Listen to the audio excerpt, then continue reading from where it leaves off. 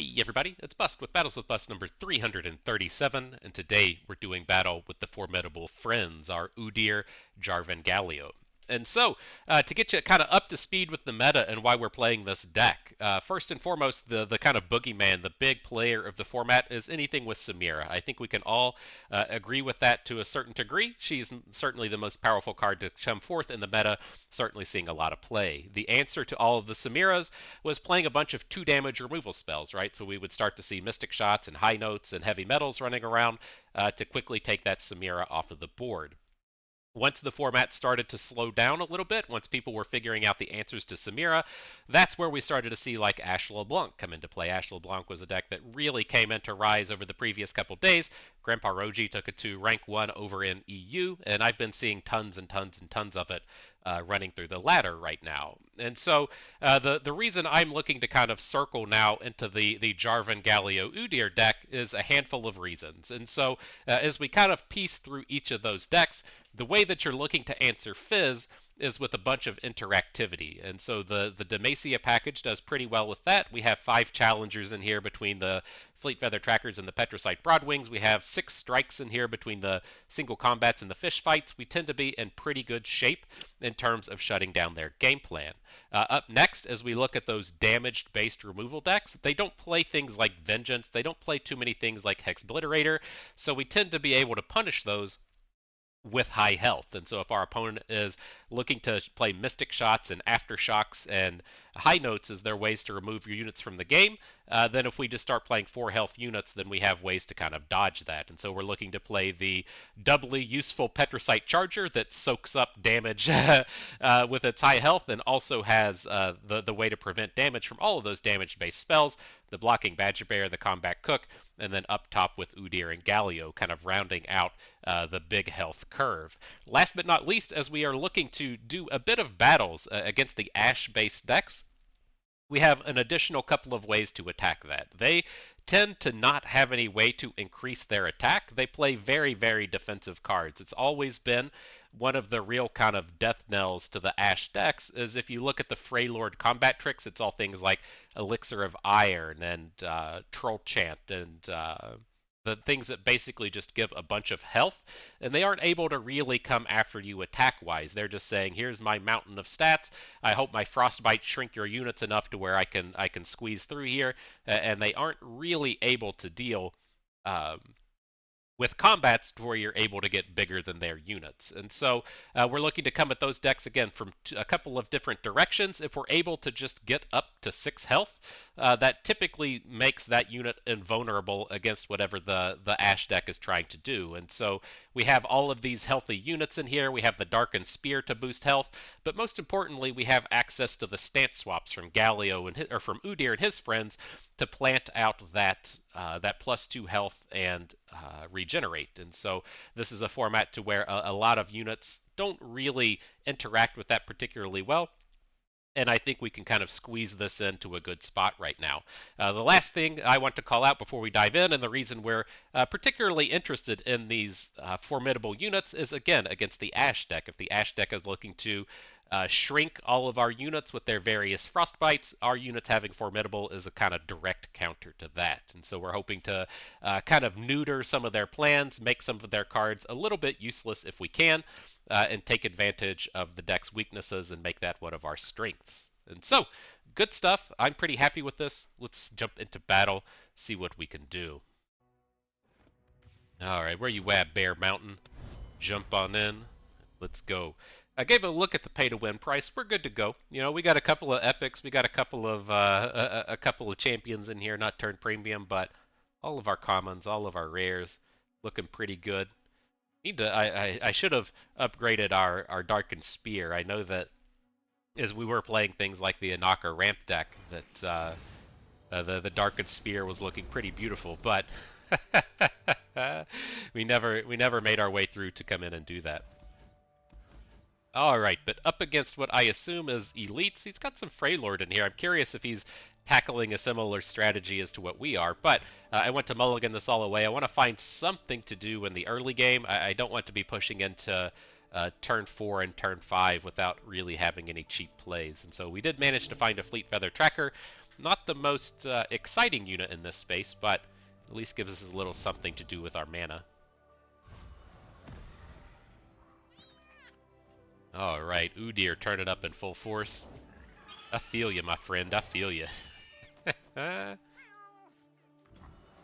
Alright, opponent doesn't attack. I was pretty happy to just take the trade there since we don't have anything to do.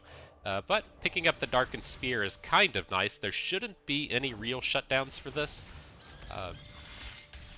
I guess opponent could play something like an Ice Veil Archer, but this doesn't strike me as a deck playing it. I assume that this is going to be more of an elite style deck, and so we probably don't have those cheap plays coming down. Alright, I think I want to skip over this one. I want to keep this interactivity with the Fleet Feather Tracker next turn. I don't suspect opponent's going to have a great answer to it. And then if this goes completely wrong, to where the hook with the Fleet Feather Tracker isn't good, we can still hook in his Fleet Feather Tracker. So I think we're good in that sense. And then we're looking very good here. We have the option to take either the quick attack equipment or the Shepherd's Rod, Shepherd's Staff, whatever the can't block thing is called. And this lines us up to a fantastic attack on this turn. Not coming in with that quick attack, huh? Nice work, Combat Cook. You're a good friend. So let's see how this turn turns out. We have lots of options here. We can come in with the Harsh Winds if we want. I think that's what I'm kind of leaning towards. It's like if we drop Udyr, he's just going to end up dying. So I think we need to be a little bit defensive on this round. And then we can look to Udyr next turn.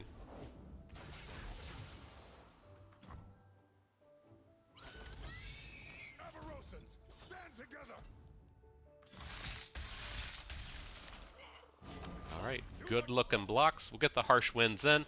If he has a bonus health card here, Elixir of Iron is very common in this format. It's not that big of a deal. Okay, pretty reasonable combat there. Now we can get our boy Udyr on board. Hopefully he's able to survive against some of these bigger units. We'll see if opponent has a bigger play for us to run into here. But just sending the Broadwing into the Hearthguard is fine for me. Oh, he's got a big play. He says, "I'm here to party, my friends. I'm here to party with the big Overwhelm Bro." So how do we feel about that? We can potentially slow this board down just a little bit, but that doesn't feel very appealing. Like, we are getting to this spot to where we can just start dropping Galios next turn, but he's not quite big enough on this board. I guess the other angle we can look at is putting the Darkened Spear onto the Broadwing and using that to hook in the Hearthguard. I think that's probably about as good as we're going to get for the turn. See if he has any additional follow-up. We probably realistically just need to be punching damage in. I'm going to swing. I assume that he's going to put the Frostcoat Mother in front of Udyr, which does open us up to a free stance. We can put the stance back onto the Broadwing and have a reasonable unit for next turn still. But I think we need to kind of get in this headspace to where we're pretty close to getting an Overwhelm kill. Opponent's at 6, and we've got the additional stance from Udyr coming in. So we can kind of maybe line this up to where we play Udyr, drop a stance, come into the next turn, attack, and get another one, and then 2 turns from now, look to Overwhelm and Tiana. Reasonable options there. You got so many big bros, my dude. So many big bros. Let's just drop this Galio. I don't suspect he's going to have a great answer to a 10 health Broadwing. 11 health Broadwing, I guess. And so let's get it ready for battle here. I'm ready to block Garen. Ooh, we just get the shutdown. It's pretty sweet. Pretty sweet. Here come all the rallies, my dudes. I mean, he's just looking to get lethaled by what we're opening with.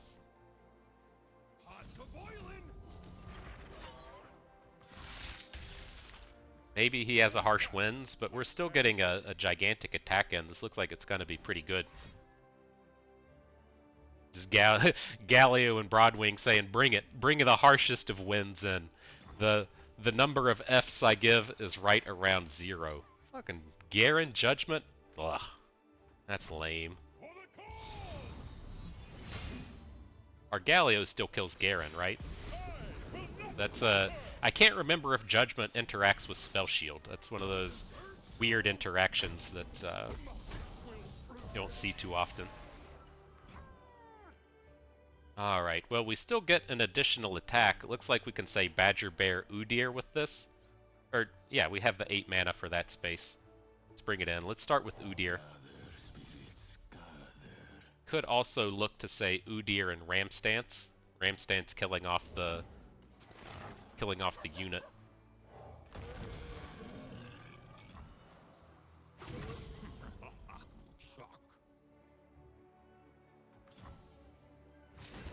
Alright, well, we'll save Galio, see if he can't get a rally for this next turn. He's gonna get stance swapped as well, so he'll be back up to his wonderful high health mode.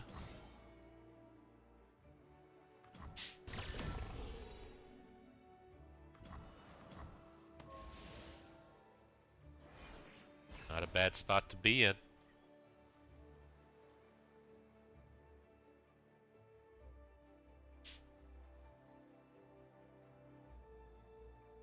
What you got? You just gonna drop an Anaka? I think that would feel pretty decent for us. Just opens us up to getting big rallies for the turn. He doesn't know that he has to compete with Tiana, but Tiana and Galio giving us a bunch of rallies is pretty sweet.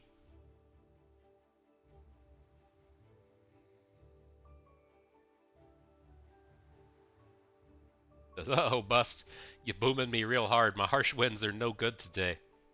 Does not feel good. I woke up for this? I know, Galio, you woke up for this.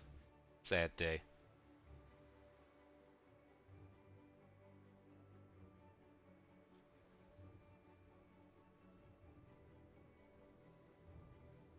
Alright, fam, what you gonna bring in?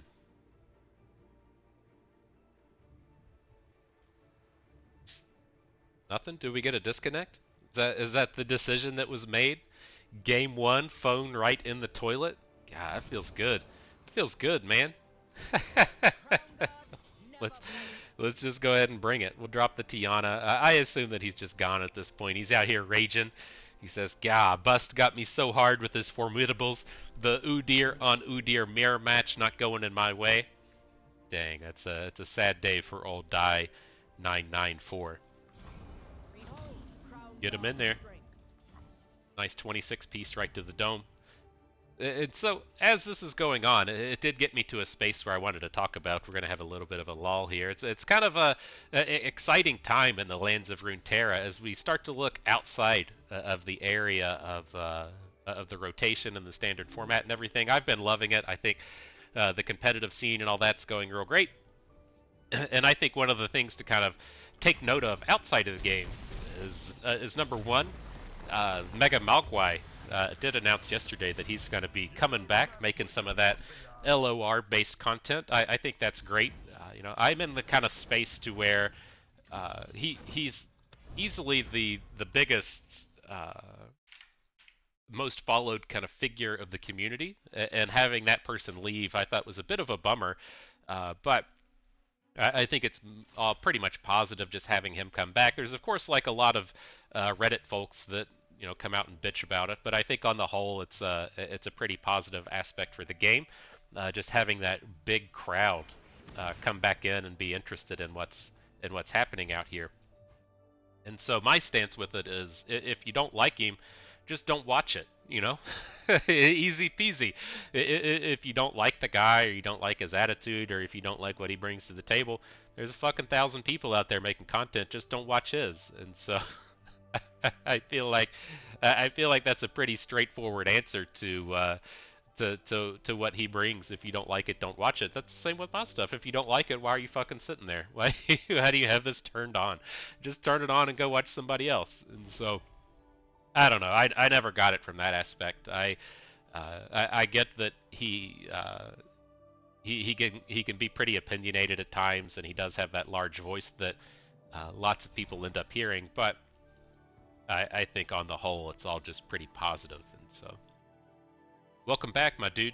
Glad to see that you're looking to get into the lands of Runeterra. And I think The main comment I want to have in terms of Mega Mogwai is if you're not having fun with the game, then don't play it.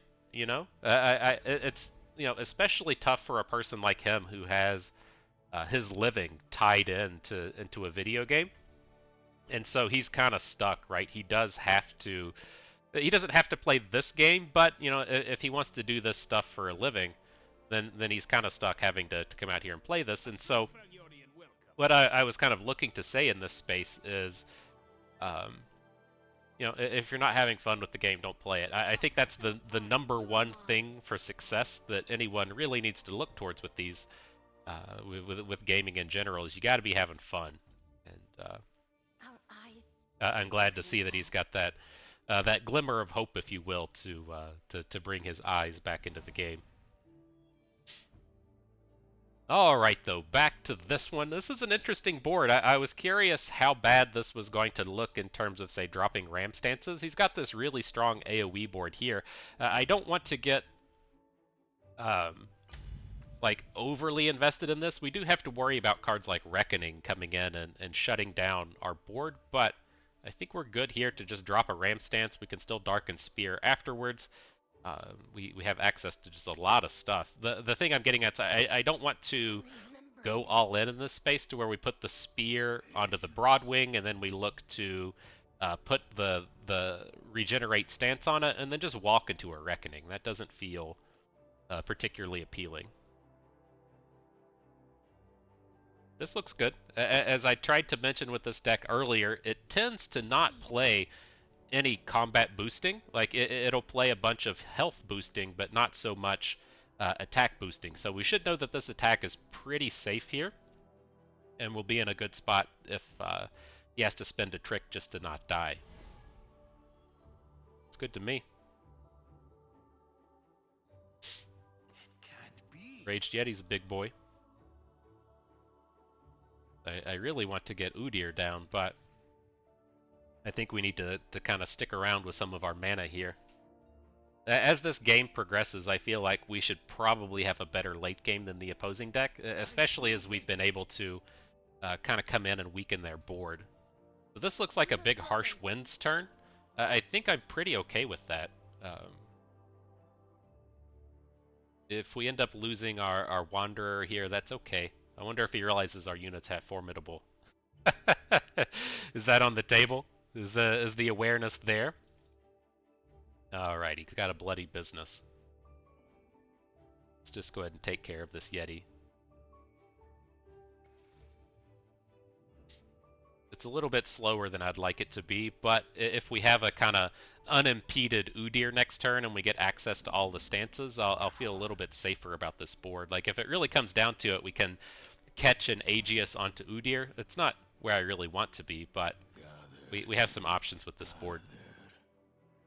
We might just get him with that. Oh, not not just getting them here. Okay.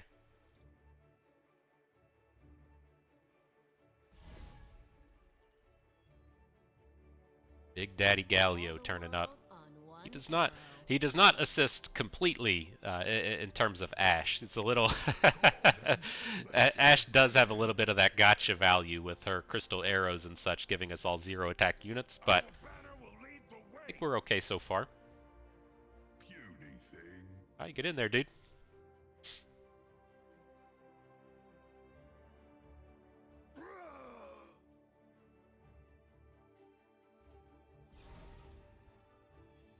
How are we gonna handle this? There's a lot I like with this turn. It's like I kind of want to darken Aegis into Ashe. I kind of want to stance swap our Broadwing. We can even look at, say, potentially just fish fighting into Ashe, getting the strike off of Udyr, and then getting the stance swap for free. I think that's kind of where I want to be. Is I want to Aegis Udyr. I want to fish fight Ashe. I want to get the 0 cost stance, and then have the backup Jarvan. Where this is a little sketchy is if he has a frostbite onto Udyr, then he doesn't get the strike, and then we won't get the 0 cost stance, and everything kind of slows down from there. But I think this is still okay. Like if we fish fight, oh, wrong version. We fish fight Ashe, then if he frostbites our Udyr, it's still okay. Right, we can look to replay our other Darken Aegis onto the Broadwing and potentially take Ashe down. I don't think that did what you wanted, my friend. So cold.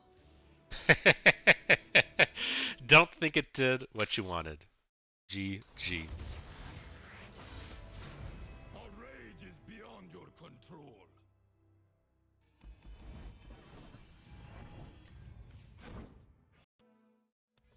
All right, and so yeah, the other thing I wanted to bring up was outside of Mega Mogwai, like him or dislike him, I don't care. If you don't like him, don't watch him. But the Runeterra.ar guy came out and said that at the beginning of the season they were having a lot of connectivity issues or bandwidth issues, I should say, because they hit the highest amount of traffic that they've hit across the course of their website, and I think they had something like 4 million hits and then 180,000 unique users hit their website. This is the most that they've ever had, and so I think that's pretty big and spectacular and special as well. As you're one of those Reddit doomers that goes out there and says that the game is dying because the Twitch viewership is low. I think that there's a lot of positivity in that statement as well, since I don't feel like the ultra casual is going to go look at a site like that, but your kind of casual grinders will be there, and then your high-end players are definitely going and looking at the site. But that's just one of them. You have a variety of sites that you can go and visit if you want to look at Mastering Runeterra or any of the stat aggregating sites, or if you're still looking at if you're still looking at Mobalytics for whatever reason, right? There's a lot of places that you can go and check out, a lot of interesting things out there in that sense. But I think it's great seeing their site get shut down. Not shut down in the sense that something bad happened, but shut down in the good sense, to where they had a little bit too much activity. So I have high hopes for those folks as well.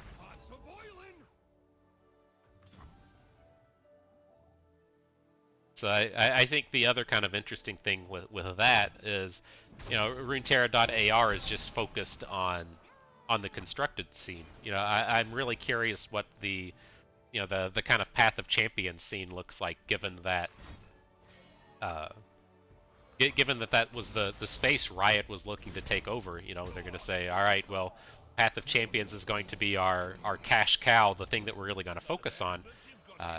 And so I'm curious, how things are doing over there as well. I would assume that they're going pretty well.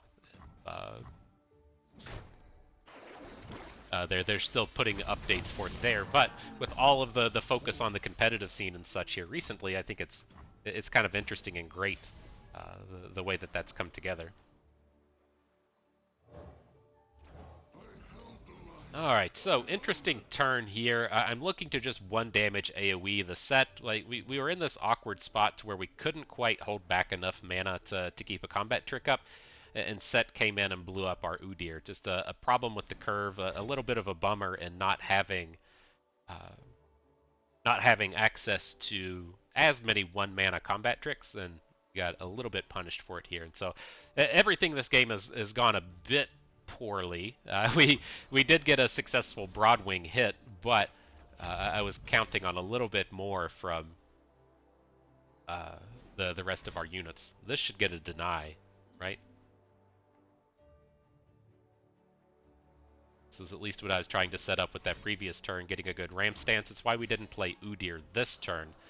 It's because I wanted to be able to get that free stance and not waste on any of them.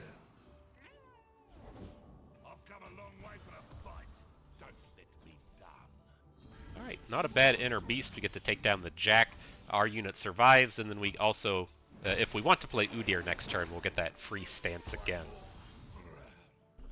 Not bad. Like, how bad is it? He just wants to play Set now, right? Play Set, get the challenge into draw. Nope. How many coins you got? 1 million? You got about 1 million coins in here?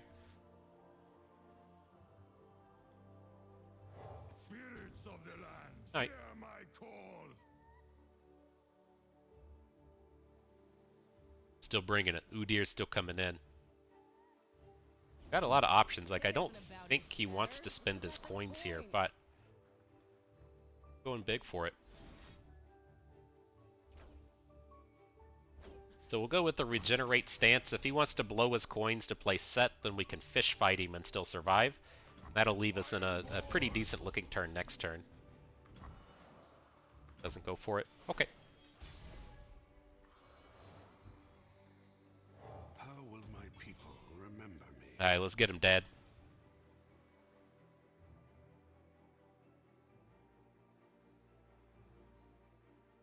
An interesting spot. I don't really want to lose the Jarl here. I'm really just kind of interested in attacking with Udyr and the King. It's a kind of rough spot for us in terms of cards like Concussive Palm coming in. And so I think we want to leave Jarl back. We'll save this Harsh Winds for next turn. 2 turns from now we can get the big Jarvan attack in. And, you know, maybe we'll get a free pop here. I just suspect Udyr is going to get stunned, and we're gonna have to play Harsh Winds next turn. But depending on what he does, we can still drop a pretty nasty fish fight this turn. This will get us the Udyr flip.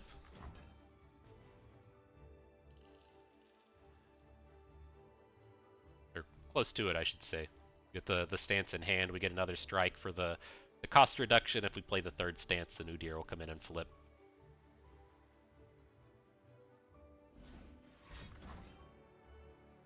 Okay.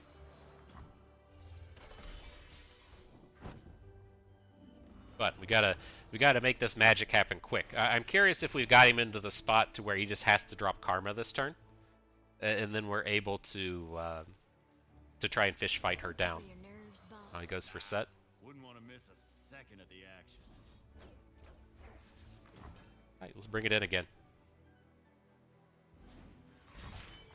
And a deny. Okay. Time to give 'em a show. Is he gonna be able to showstop us this turn?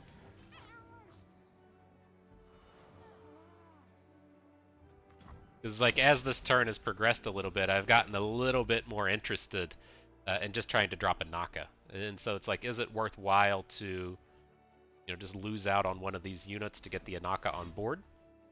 He's going big. He's bringing it. Wonder if he just doesn't have Karma in hand. I mean, he's really light on units at this point. I think that's fairly safe to say.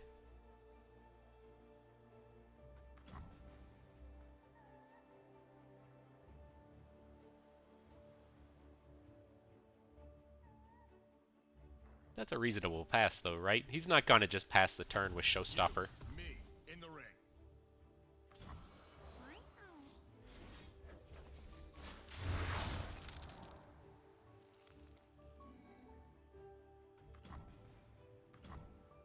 So we could wait a hot second, right? If he just passes with Showstopper, I think it's okay. And then we can wait till after combat and drop a stance. Rip Udyr. Why don't you sit this one out? Sad day for you, my friend.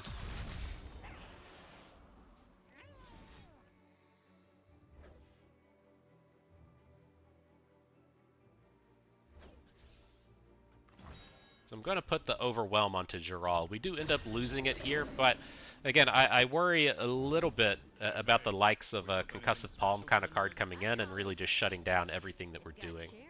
It's not bad, though. I mean, he's down to 1 card in hand. Jarvan's gonna get to work a little bit of magic on this.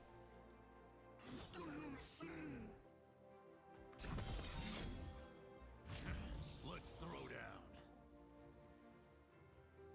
Potential for problems, right? If he doesn't block, we can't quite take the set down. You really want to be catching onto Jarvan in the middle of combat here, but Soldiers of Demacia, didn't have the mana for it. stand with me.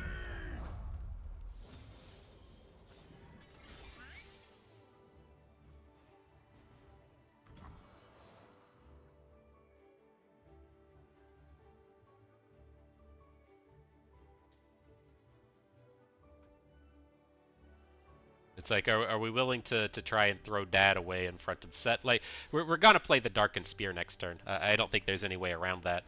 But with access to cataclysms as well, I think this is okay. Try and get this dum-dum off the board. Sad day, Jarvan. You had to watch your dad go down. I know, man. I wish it didn't have to be like that. No quarter. A fresh Udyr. Ready for some more striking.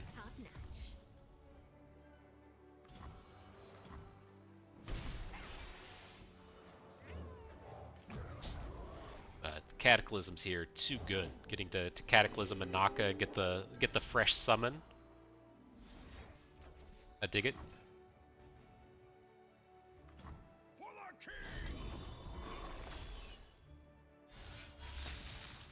king. Ooh, looky there, Fleet Feather Tracker coming through. That's what you all were wanting to see, right? That's what the world wanted to see.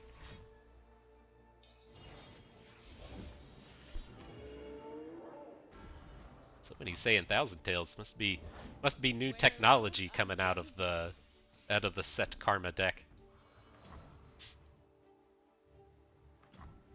So do we have to open here? It's such a painful spot if we're stuck opening. I mean, let's go for this a little bit. I'm gonna look to drop Udyr. We're gonna take the Overwhelm stance, then we can Overwhelm stance a unit and start Cataclysming with it. So we're looking to ideally Overwhelm onto a Naka, and then send the Cataclysm in. That counts as an attack. We get the free cards out of it. We're good.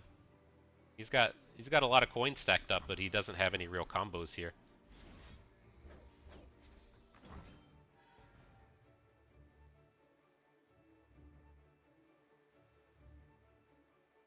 Maybe we'll spike that Tiana. That'd be pretty cool, right? You're right, it would be.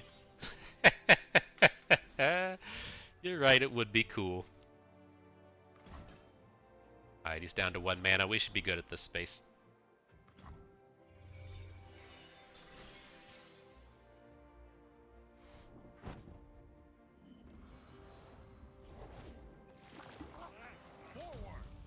We'll take our normal attack. It's going to put a stance into hand. Then we can look to Cataclysm through. Right? Or is it going to cost mana? What? That's kind of lame, isn't it?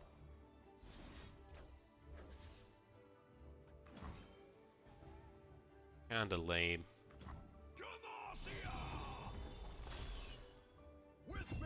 Maybe we are gonna fall in this one. We had the opportunity here to say, you know, re-hit with Udyr and then look to Overwhelm on this turn. That's tough. He's drawn so many cards here. I'm not sure if we can get ourselves out of this.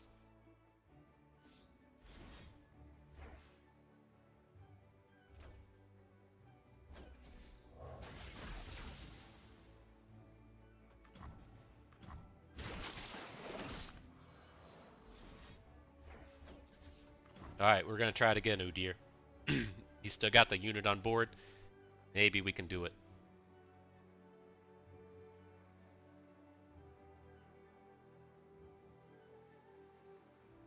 Yeah, it's a bummer. We could have done it a little differently on that previous turn. I was expecting to be able to have an additional Overwhelm stance. Didn't quite have the stats for it.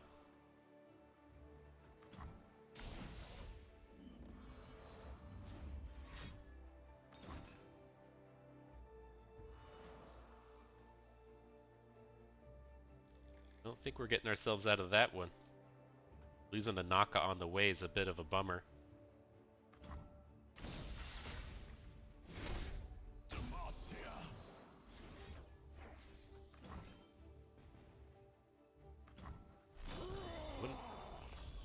That's tough. Like, we could have gotten another shot in here, but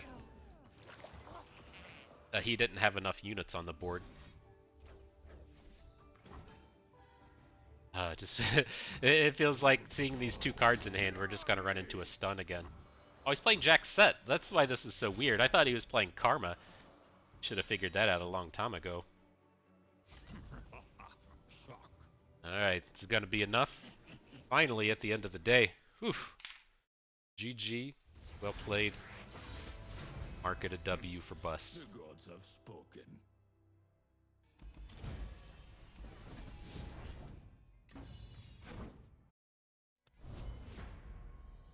Next battle. Stuff. Good sets of battles with this. Got that real grindy power. A lot of late game stuff that comes out of here.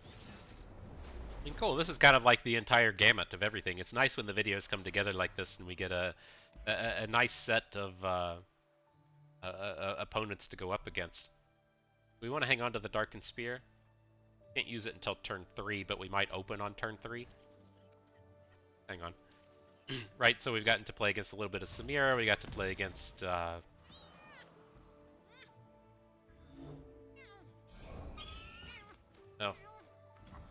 Yeah, this is fine. Still trying to envision how we're getting the spear going. I was wanting to open attack on turn 3, but we weren't going to have the mana to spear and open anyways. Unyielding light. Right, gets to be kind of a bummer when you set up boards like this and then your opponent drops a gigantic Daybreak unit.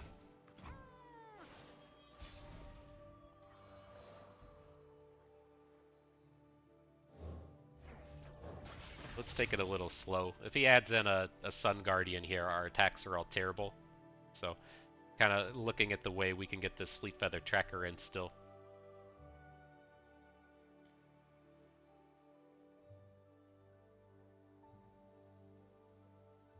I think I'm just going to pass if he passes it back to us. Gives us a little bit more time to build up. Alright. Oh, all the big boys coming in.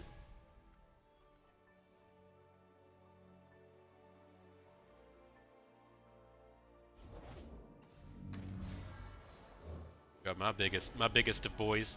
Do we want the upcycled rake? It's interesting. Like we have a few combos with it, given that we can, like, generate cataclysms at some point. But I think I probably just want the stats here. Let our combat cook get up to 4 health and be able to take down a Crimson Pigeon.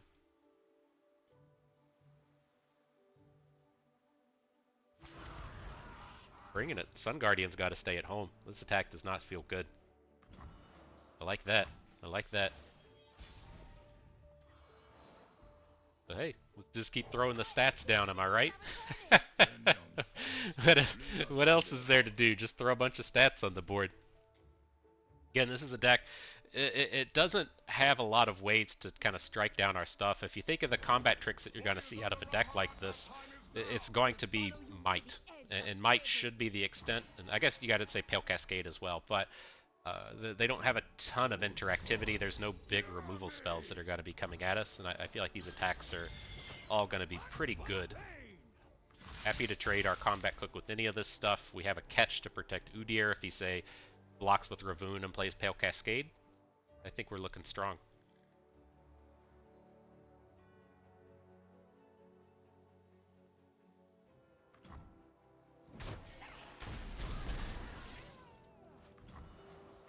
Hey.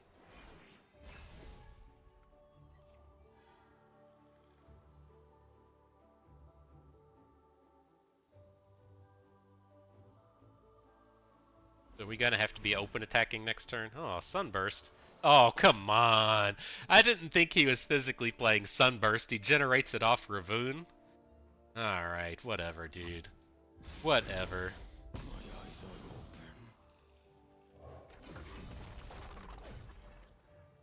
Gotta be nasty like that.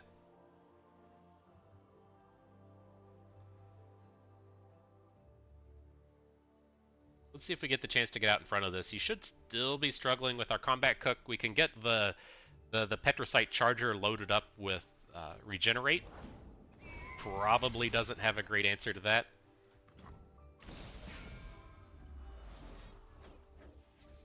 Should get a pretty good shutdown here. Like, this attack sucks. We can just throw our 2/2 in front of the Sun Guardian. I'd like to throw away our Fleet Feather Tracker. Ideally, we can throw it away next turn in front of the Shield Bearer, because I do want to pick up the Anaka. No one's the wiser. I think that's going to look good there.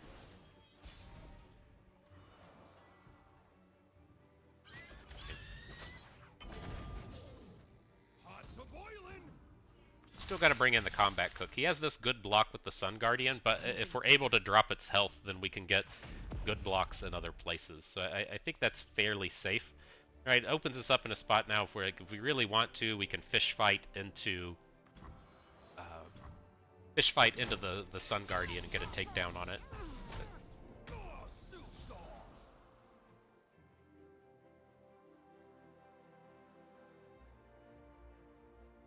Leaning towards just playing the amulet onto the charger. Well, does Leona, does she have barrier? Son, you must burn like it. I don't know how many daybreaks he's played. She's gonna come down with barrier, right? Yeah. We have to get Ravoon off the board. Like we can eat one stun next turn, but we can't eat a bunch of stuns.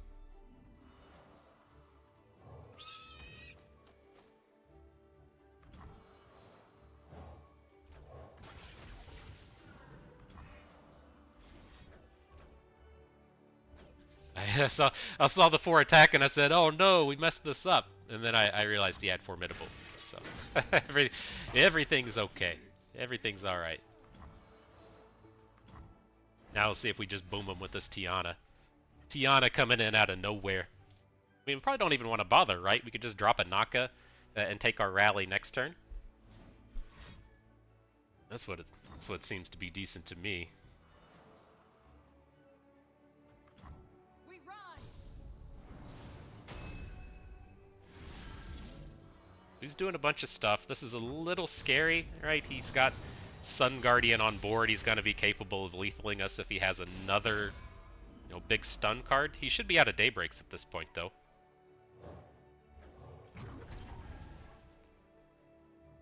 Needs like another Leona in hand to activate the thing. Sure. I guess. All right. Get out of this one. On to the next one. I think we played that reasonably. You can't reasonably suspect your opponent has 2 Leonas in hand to go with that. But GG, well played. On to the next one.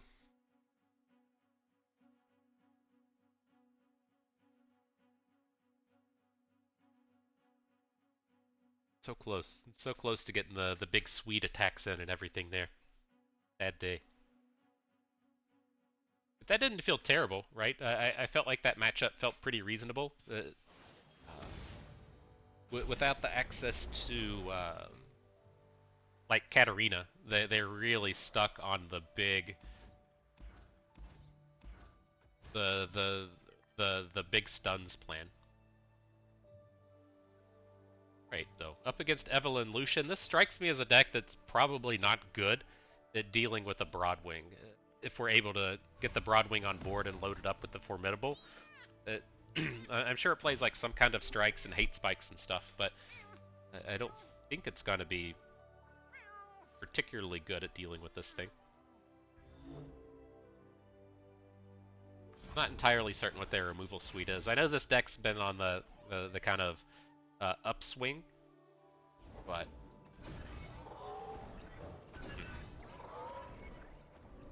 no block. This does at least leave us in a nice spot to where if he wants to play a Husk unit next turn, like if he plays a Domination, then we're still able to hook the Husk off of the board. Like I'm pretty fine with just passing here, and then if he does drop a Vora or a Domination, whatever, then we can pretty safely take it down.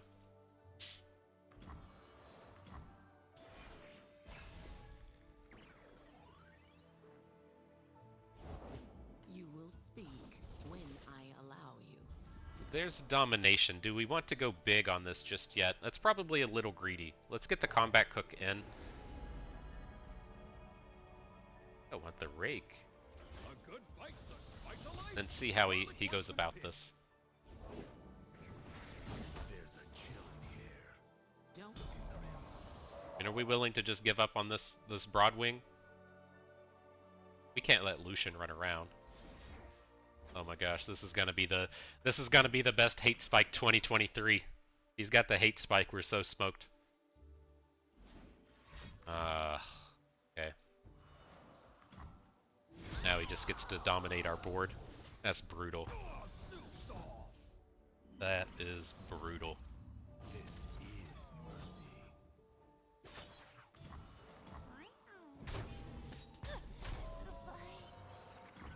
Whew, sad day. Sad day.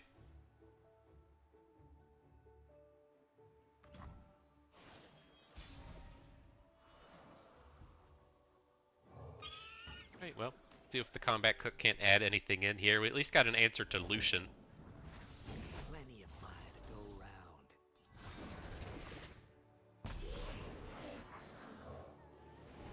What you got, combat cook? Not even I Hixen know what 5000 always looks good. Give me a little bit of that quick attack. See what we can do. Words move hearts and armies. Oh my god, he got the Lucian flip. Fuck. Just just when you think it's going good, huh? Full of pain. Just when you think it's going good.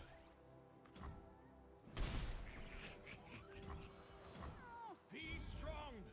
These are dark times. It's gonna take that open hook with Lucian. Well, I guess that may not always be spectacular. If he's not gonna get a rally out of it. Oh no, he should just be opening right away, right? He can hook. Wow, that's greedy. That's greedy. Where you at, fish fight? Right, he could have just killed off the Fleet Feather Tracker with the Broadwing and gotten the rally with the Lucian hook into combat cook. Of course, of course. Like, what else? What else are you gonna say to just abysmal play? All right, on to the next one. Man, I just realized I just finished the video. I was going through and looking at some of the things. I was trying to edit it a little bit, and I realized I messed up pushing the play button at a certain point in here. I immediately just left that Lucian game and then played 3 or 4 more games and then didn't have access to the deck anymore. It's like, where'd all those games go? I didn't I didn't push the start recording video, and so whatever. More games for me, more games for you. I'm looking to take this deck all the way up to Masters, and so let's get some more in. I'll get a couple more games in for you. We usually do 8. Since I did 3 and didn't record them, we'll get a couple more in before we call it a day. But this time we are actually up against Set Karma. I thought we were playing against this earlier. I think it was in the video. I'm just fucking lost at this point now. But I'm curious to see how this goes as we're starting with the Petrocite Chargers against the deck that's really heavy on damage-based removal, and see if they're able to do, you know, any of these nice tricks that we're really looking to pull off. And so, see how it goes with these friends. If opponents even here. Feel like, you know, we're gonna be in this game for about 45 minutes if opponents playing this slow with Set Karma.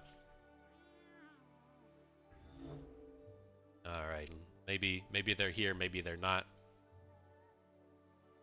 As much as I don't want to play against this deck, I really want to give a go of the Petrocite Chargers here. Yeah, just to make sure I covered off on everything. I don't remember what's been cut out, the things I wanted to say, things I didn't want to say. Mega Mogwai's back. Great. If you don't like him, don't watch him. If you do like him, I'm glad he's here for you to enjoy. I enjoy having that large community around. I think it's all positive for the game. So glad he's here. Got that one out of the way. Runeterra.ar went down because the volume was so high. I think that's fantastic as well. As the competitive build-up has hit and the rotation has hit, their site went down because they had too much bandwidth issues, too many people coming in wanting to find all the sweet decks. I think that's a great sign as well. And so if you're a doomer because Twitch doesn't have the highest viewership, I feel like this past month or so should really kind of give you a lot of hope, a lot of dream for the upcoming times of Legends of Runeterra. Good stuff, man. Good stuff. This game, opponent's apparently not here. Gave me a good chance to get that recap in case I cut all that stuff out. We'll take our victories where we can. GG.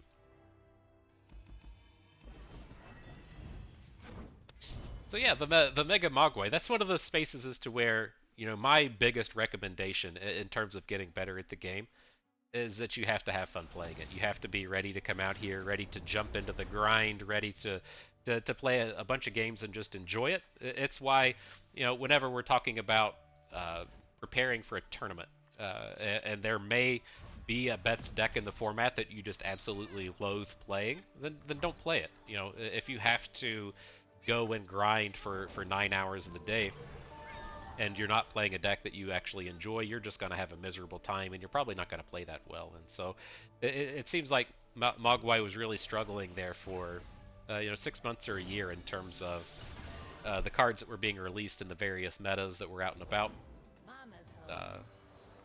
It sucks when that's your source of income and you have to just kind of slog through it. And so hopefully he's able to find a nice balance between being kind of a variety card gamer or whatnot, and really enjoying what's going on. Alright though, so back to the battles up against Samira Nora. I'm a little surprised to see the Bandle Commandos come out of this. This is striking me as being more like a Tristana style deck as opposed to the things Nora is good at. So I'm curious what all's about to come at us.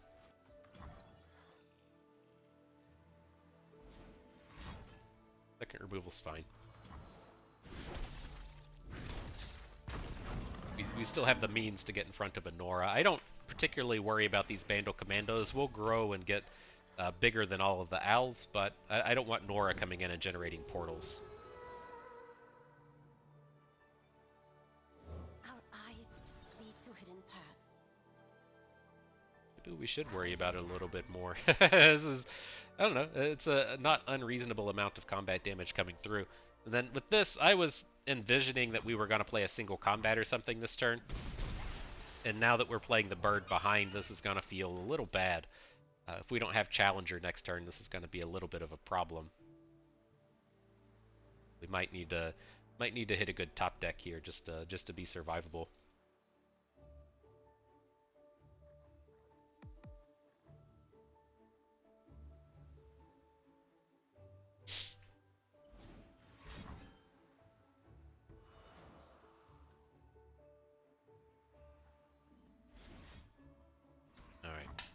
Probably shouldn't have put the single combat forward.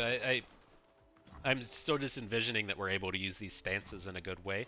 And if we're going to ram stance, it can kill the Kelp Maidens fairly easily. Fighting food and cooking evil. No, switch those.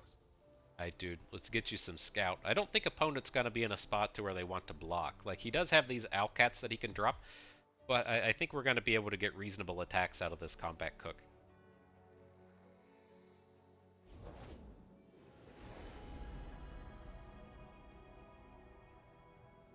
Just too dangerous now? Let us take a peek at life beneath the waves. Hot full of pain. Like if we make this attack, he blocks with Conchologist, our dude falls to 1 health, and then we start trying to drop stances. Like, is that too greedy? You just gonna die to new Pokey Stick? Pirouette, even worse.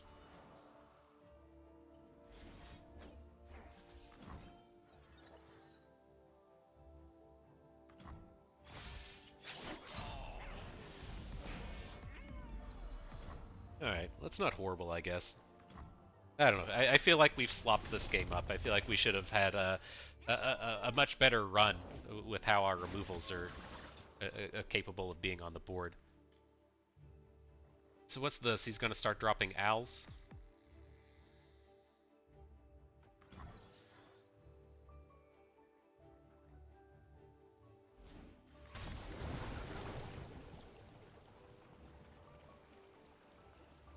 How bad's this gonna get?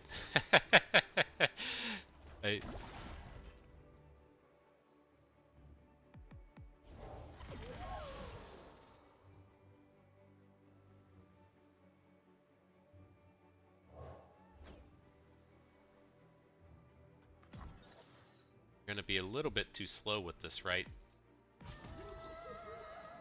He's getting wise to what's up.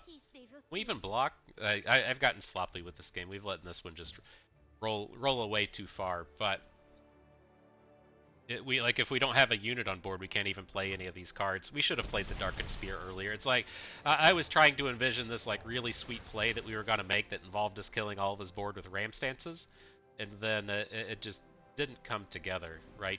We needed to be able to be in that space to where we're like, well, we can't kill everything. We can kill most of this stuff, and I don't like what we did here. want a full redo on this game. I feel like we can do a lot better than we've done. I want the redo. Now we're in here to like trying to ram stance when we're at fucking 4. We're just gonna get blown up. All right, this was not good. Lessons learned though. I want to get in and play that match like 5 times, and I feel like we'll be in a much better spot. All right, though, let's get ourselves to the second final battle. So much in there. There were some good games along the way as well. We got a lot of really fun games in this video. I'm sad that I didn't get those recorded. That was a bit of a bummer for me. Should be a bit of a bummer for you.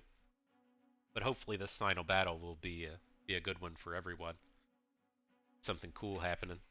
Yeah, these compared to the games you didn't get to see, these have been so lame. A guy that just showed up and disconnected, and then just bust punting everything left and right against the Nora deck. Like, it's been brutal. All right, though, one final battle against Samira Fizz.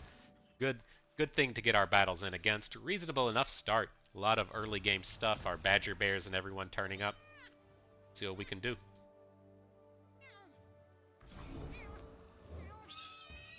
Lots of really good interactivity here. I'm just going to go ahead and get the second bird on board. If we get some good combats here, that's great. It's tempting to drop the Darkened Spear, but again, I don't want our plays getting blown up by a heavy metal. So we'll take it just a little bit slow here. If he takes an open with these challengers and such.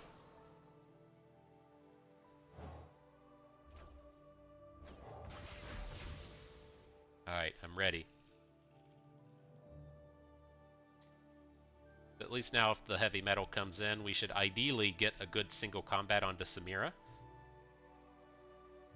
And so we just be getting a 2 for 2 at this point. Alright, so we spent 3 mana and 2 cards against his 4 mana and 2 cards. He gets the flare in hand.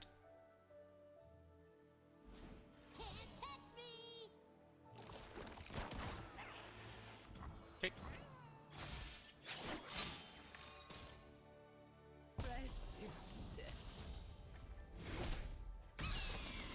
Oh, we lost 3 cards in that, didn't we? That sounds a little less awesome. Sometimes math's hard to do, you know? It's hard to do sometimes. I don't know how people do it. You gotta add and stuff? Because they'd give that a big nope.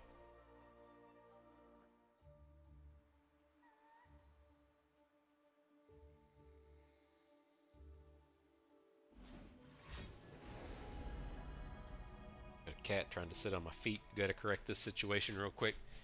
Alright, good to go. See how we can finish this one up. So he knows everything we have in hand now. He gets to see it all. The harsh winds, the single combat. Tiana comes in with heavy metal for sure. On.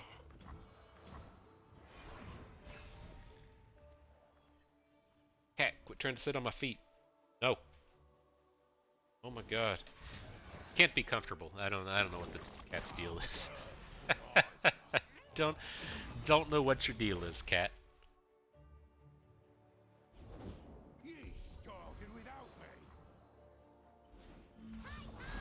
Alright.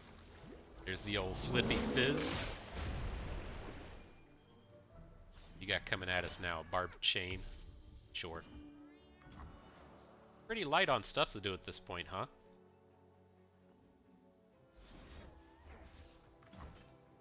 Guess we can just take the Fizz off the board. He got a 0? He's got a warning shot? Oh man, I was wondering why he was leaving his Fizz just open like that. Guess that answers the question. It's at least not that big of a deal.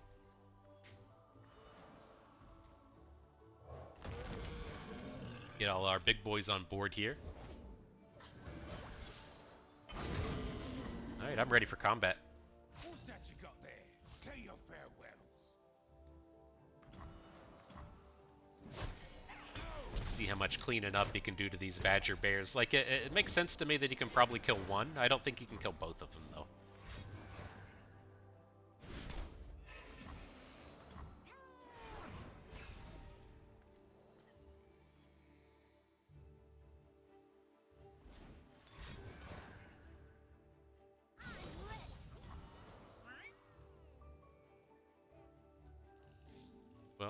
I mean, he knows the most of the contents of our hand. I feel like he probably just has to swing in this damage. We'll prevent everything that we can. I suspect there's going to be another card coming in, but maybe we can make something good happen with Inner Beast. Right, that doesn't seem particularly appealing to me. So what I'm looking at now is, what if we Inner Beast the unit that's getting blocked by Fizz? It's going to put a point of damage on him. The other one's Bounce, and then we can cast Stance Swap on our now 1 health Badger Bear. Try and clear out the Fizz and the Burblefish. Takes Inferno to 4 health, to where she now dies to all of our various Badger Bears, leaving us in a pretty good spot. I dig it. So we can like open, probably trade all of our elusives for all of his elusives, and then follow up with Tiana. Maybe we Tiana next turn. I don't know. It's rough. Like, he's only got 1 card in hand at this point, and we're at a pretty healthy life total. I think we can drag this game on a little bit. Fighting food and cooking evil. Switch stuff. If he's like, oh well, I drew Pirouette, then that's, you know, a little unfortunate, but it's not spectacular here. I think the problem with adding Tiana is we attack with everybody. He takes 3. We play the Tiana, and then he blocks Tiana with whatever fresh unit is in his hand, and it just slows us down a ton.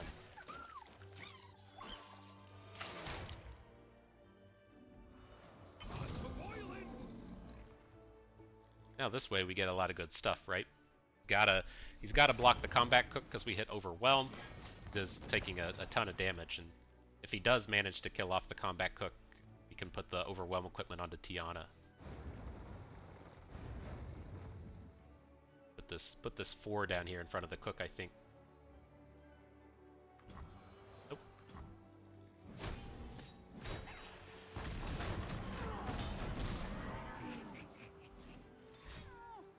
Not a bad one. Not a bad draw in this spot for opponent. I think we're still good. Tiana's ready to crown him, you know? You know what I'm saying.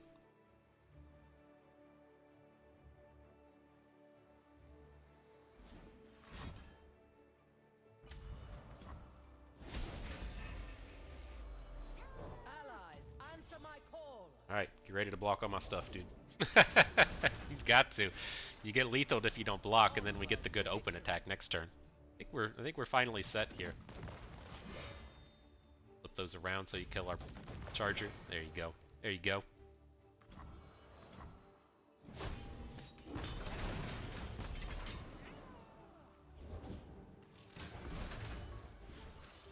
Lots of cards coming in. A lot to worry about, man. At least he hasn't dropped a heavy metal on our combat cook. That would be disaster mode.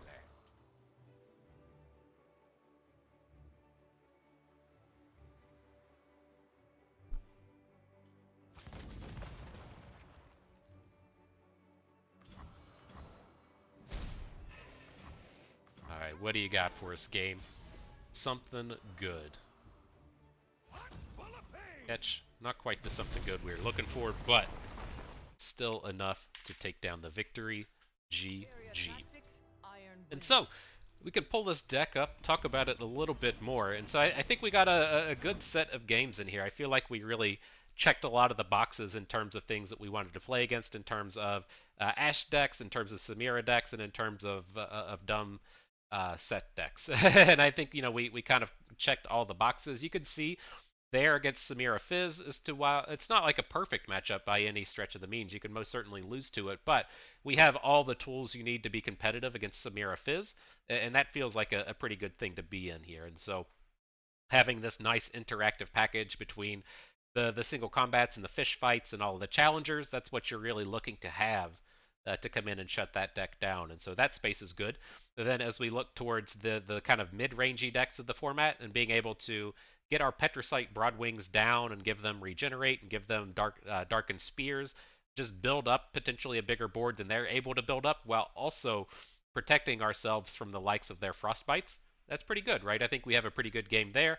And then as we're facing off against those just big damage-based removal decks, we have these really meaty squad of units between the four healthers all across the board with the Chargers and the Badger Bears and the Combat Cooks and the Udyrs and the rest of the way up the curve, that I think this is something that lines up really well against a lot of what we're seeing on the meta right now, and it's a pretty powerful deck. You know, if the meta swaps to where things like Vengeance and Hexbliterator start to be quite good, then this deck's gonna lower down in its quality. But the way that things stand right now, I think this is in a pretty good spot. So, good stuff.